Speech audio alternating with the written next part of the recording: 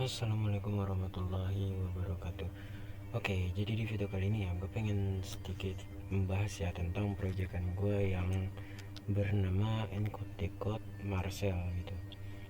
Ada di akun GitHub repository gue. Uh, jadi kalian bisa cek-cek juga sih. Di situ gue ada sedikit ngejelasin lah tentang proyekan tersebut juga. Nah, jadi apa itu encode dan decode gitu kan? Ntar sambil buka repository gue. Nah, jadi encode decode itu atau enkripsi dan dekripsi itu sebuah proses gimana caranya data kalian itu dari yang berbentuk bisa dibaca kayak misalkan hello world gitu kan menjadi diacak gitu atau yang nggak bisa benar-benar dibaca semau kalian aja gitu. Ini apa nih lisensi? Nah kemudian eh, gini ya, ini tuh Marshall sebenarnya library dari Python gitu. Ini bukan suatu jenis enkripsi juga sih, kayak ini library dari Python lah intinya gitu bang. Nah kalau untuk enkripsi dan dekripsi itu atau encode dan decode itu sebenarnya banyak jenis-jenisnya, apalagi algoritma itu macam-macam juga gitu. Kayak misalkan ada Blowfish, kemudian ada misalkan Advanced Encryption Standard atau biasa disingkat tuh AES, kemudian ada reverse Zipper 4, terus reverse Zipper 5, atau ada juga RC6 atau reverse Zipper gitu. Nah, kemudian ada data encryption standar atau DES, kemudian ada two-phase, itu yang gue tahu gitu. Nah, biasanya algoritma ini dia pakai rumus MTK juga yang biasanya digunain untuk merubah datanya gitu. Nah kalau untuk proyekan gue ini dia tuh pakai bahasa Python. Di sini gue udah jelasin semuanya, kalian tinggal baca ya kan, jangan malas baca lah ya. Karena programmer atau IT yang baik itu adalah IT yang bisa membaca dokumentasi sebuah teknologi itu. Karena tanpa kalian baca dokumentasinya ya kalian akan sulit memahaminya gitu. Nah kalau untuk jenis enkripsi yang tadi gue bilang ya itu kan ada banyak ya, kayak ada simetris itu biasanya yang AES tuh atau Advanced Encryption Standard, tapi yang apa AES 128 kemudian 192 sama 256. Nah kemudian ada enkripsi asimetris juga. Nah bedanya simetris sama asimetris, kalau simetris itu dia kayak gimana ya, kayak cuma satu kunci aja lah. Nah kalau simetris itu bisa dua kunci gitu. Nah biasanya itu kayak contohnya ya, eh, di situs web dulu, web profile lah ya kan? Contoh gitu, ini contoh aja. Nah biasanya itu diamanin pakai secure socket layer atau biasa kita kenal tuh SSL, atau pakai TLS atau transport layer security. Nah itu kalau jenis enkripsi yang asimetris. Nah kalau yang simetris ya lu bisa searching sendiri lah, gue juga kurang tahu itu. Nah kemudian ada data encryption standar, itu biasa singkatan DES. Kemudian ada data encryption standar yang 3 kali lipat. Nah gini ya, karena yang data encryption standar biasa itu kurang secure sama brute force, jadi diadain data encryption standar yang 3 kali lipat ini. Apa itu brute force? Simpelnya kayak gini bre. Jadi brute force itu, gue sambil searching ya, teknik dimana kita itu kayak menebak kata sandi dari awal sampai akhir. Nih contoh ya,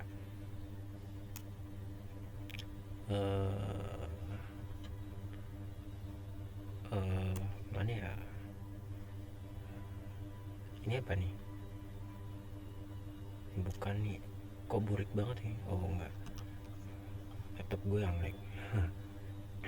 Jadi kayak teknik mengecek sebuah password atau kata sandi atau kata-kata gitu, dia ada listnya gitu. Jadi kayak misalkan dicek yang list pertama nih, kalau nggak bisa ya dipakai list yang kedua, kalau nggak bisa pakai list yang ketiga gitu, terus sampai dia nemuin, nggak sampai nemuin sih, maksudnya sampai benar-benar listnya itu habis gitu. Nah kayak contoh di sini nih,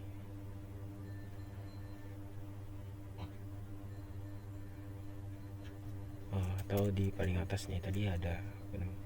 Nah contoh ya di sini dia itu nebak dengan username admin dan passwordnya itu banyak kan.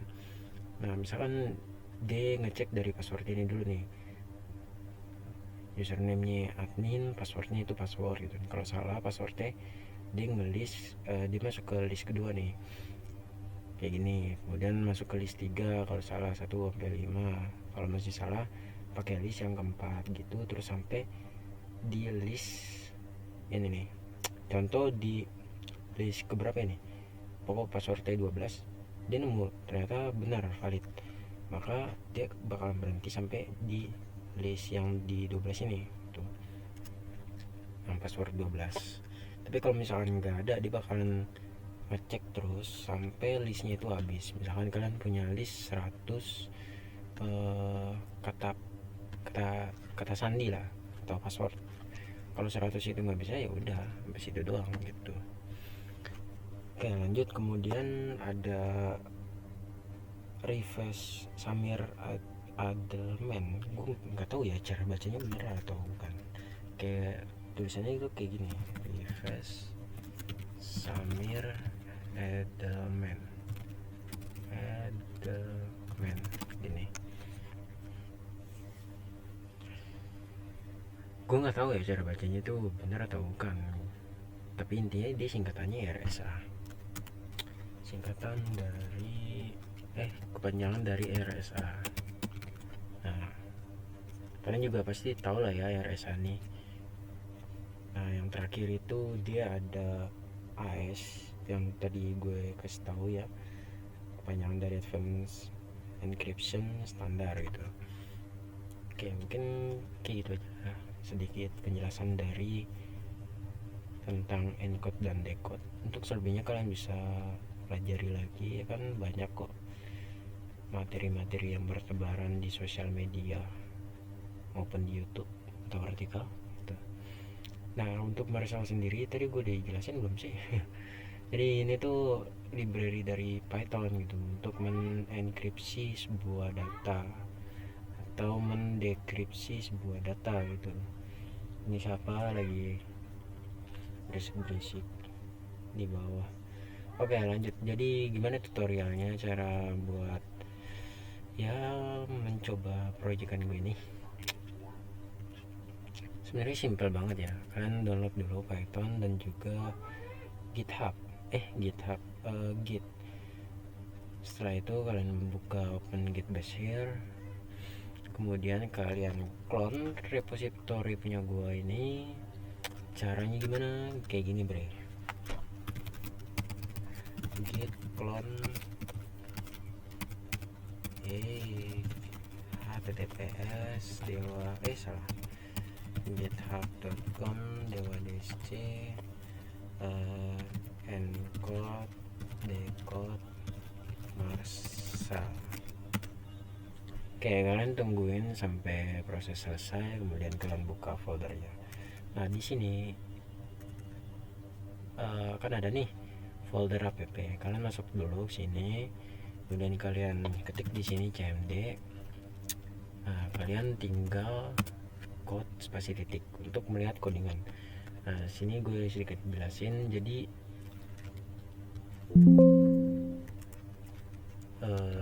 jadi di sini kan ada dua file ya, main.py dan tools.py. Nah yang main.py ini tuh sebagai file yang nantinya itu bakalan lo encrypt gitu isinya.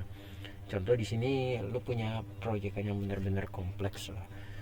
Nah karena kalian tidak ingin dilihat gitu kan source code-nya, jadi kalian bisa pakai cara encrypt. Nah jujur ya, sebenarnya kalau di zaman sekarang tuh encrypt tuh kayak kurang tepat gitu, karena masih bisa di bypass. Gue kurang tahu ya bypassnya itu kayak gimana caranya, tapi yang info gue dapat itu masih bisa di bypass kalau pakai encrypt dan decrypt itu. Nah makanya ada teknik tambahan, yaitu menggunakan salt. Ya sebenarnya jujur gue belum pernah pakai teknik itu, tapi suatu saat nanti gue bakalan coba sih, buat nanti gue skripsian, biar lebih kayak wah anjay. Nggak canda, kayak biar gue